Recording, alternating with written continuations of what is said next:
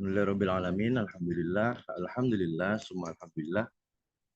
Yang terhormat dan yang saya cintai, seluruh penyuluh agama Islam, baik PNS, P3K, dan PNS di seluruh wilayah Indonesia, tergabung di media Zoom dan menyimak di kanal YouTube Subdit Penyuluh. Yang pertama, marilah kita panjatkan puja dan puji syukur kepada Allah Subhanahu wa taala, kita masih diberikan nikmat sehat, kita bisa bertemu melalui sarana Zoom di pagi menjelang siang hari ini.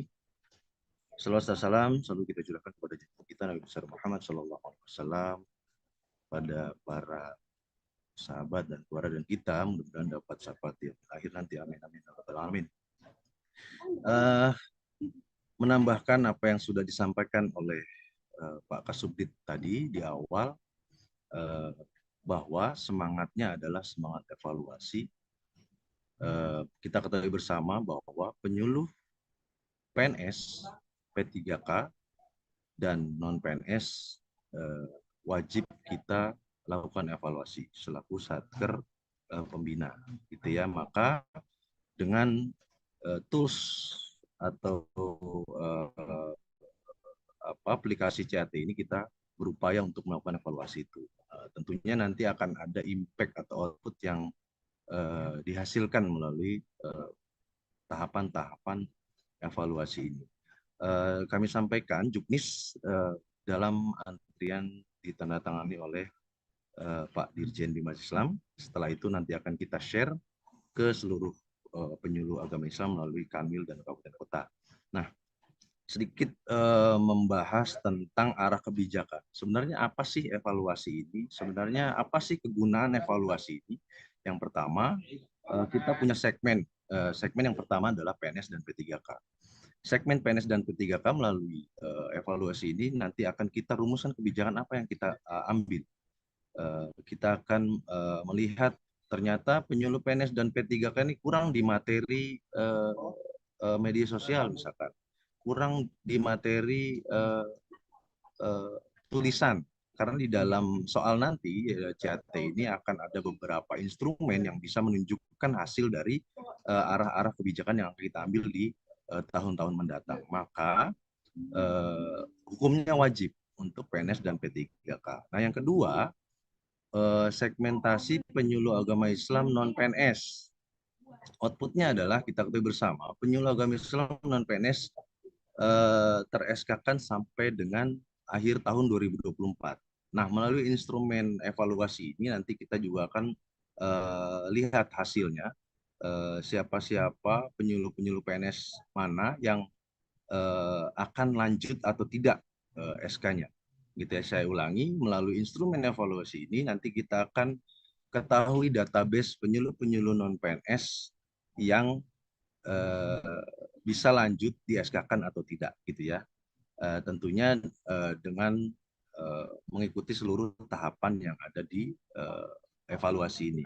Maka kami tekankan kembali, hukumnya wajib untuk seluruh PNS. Pak, bagaimana yang tidak bisa mengikuti karena satu dan lain hal? Saya kira karena evaluasi ini berbasis aplikasi, walaupun nanti di Juknis kita bunyikan pelaksanaan evaluasi ini terpusat di kantor Kementerian Agama Kota, gitu ya. Jadi nanti Kementerian Agama Kabupaten Kota wajib membuat atau membentuk evaluasi. Misalkan di kabupaten kota tertentu ada wilayah kecamatan yang jauh, mereka harus terpusat di KUA kecamatan, gitu ya. Jadi tidak dilakukan mandiri masing-masing CAT-nya, karena harus ada pengawasan dan lain sebagainya. Saya lanjut ke tahapan evaluasi ini nanti juga akan tertuang di dalam Juknis yang akan kita share. Saya berikan sedikit kisi-kisi tentang tahapannya. Yang pertama adalah pemeriksaan berkas administrasi. Misalkan contoh yang paling fundamental adalah laporan kinerja. Laporan kinerja ini mengadopsi dari laporan yang dihasilkan lewat aplikasi EPA. Bahwa hari ini EPA tidak operable untuk menerima laporan, maka diambil formatnya. Nanti juga akan kita lampirkan format laporan kinerjanya. Saya ulangi, yang paling fundamental adalah laporan kinerja teman-teman penyuluh agama Islam, baik PNS, P3K, dan non-PNS. Nah, dari situ, dan persyaratan lainnya, saya tidak sebutkan satu-satu karena lumayan banyak ini. Tentunya syarat administrasi ini hukumnya wajib juga dipenuhi.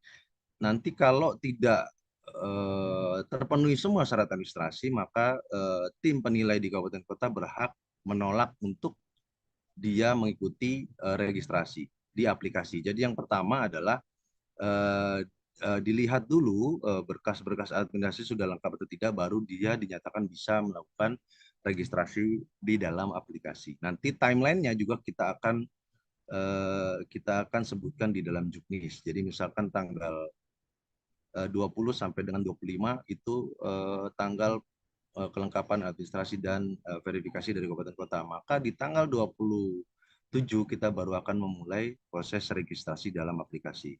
Itu ya, itu yang sangat harus diperhatikan oleh teman-teman penyuluh agama Islam. Karena kita ingin merekam penyuluh-penyuluh mana yang aktif atau yang tidak, gitu ya. Nah, langkah ini kita serahkan ke kabupaten kota karena kita tidak mungkin menjangkau teman-teman yang ada di kabupaten kota, terutama sampai kecamatan. Kemudian yang kedua adalah pelaksanaan CAT.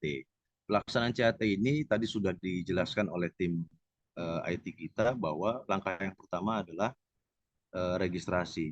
Bapak Ibu yang saya hormati, langkah ini seringkali menjadi kendala teman-teman penyuluh agama Islam, baik PNS, P3K, dan non-PNS. Maka saya sarankan sangat hati-hati dalam melakukan proses registrasi. Jangan sampai salah menginput nick-nya gitu ya. Jangan sampai salah juga jangan sampai lupa juga password yang sudah dibuat di awal gitu ya. Maka ini menjadi langkah yang sangat penting dilakukan oleh teman-teman penyuluh agama Islam seluruhnya, karena ketika kita gagal di proses registrasi, maka nanti tidak bisa melakukan proses selanjutnya, yaitu CAT. Nah, kemudian pelaksanaan CAT. Pelaksanaan CAT ini akan kita bagi zonasi. Nanti juga akan kita susulkan melalui surat edaran. Akan kita bagi. Karena kita untuk menjaga menjaga traffic di server yang kita miliki gitu ya. Kalau kita lakukan serentak semua, nanti khawatir servernya tidak bisa mengakomodir seluruh user yang melakukan CAT gitu ya. Itu yang bisa saya tambahkan. Mudah-mudahan tidak ada pertanyaan, apalagi pertanyaan di luar evaluasi. Pertanyaan-pertanyaan di luar evaluasi saya kira akan dijawab di kesempatan lainnya. Saya pikir sudah cukup, tidak ada tanya jawab. Nanti akan kita upload juga setelah ini tutorial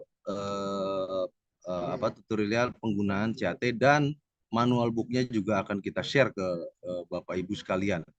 Gitu ya, mudah-mudahan apa yang langkah-langkah yang kita lakukan ini demi perbaikan penyuluh agama Islam seluruhnya, baik P3K, PNS, P3K, dan non-PNS. Dan mudah-mudahan langkah ini akan tidak ada kendala suatu apapun, dan kita juga bisa melihat mengcapture apa hasil yang sudah dilakukan melalui tahap evaluasi yang kita estimasikan akan dilakukan di bulan Desember.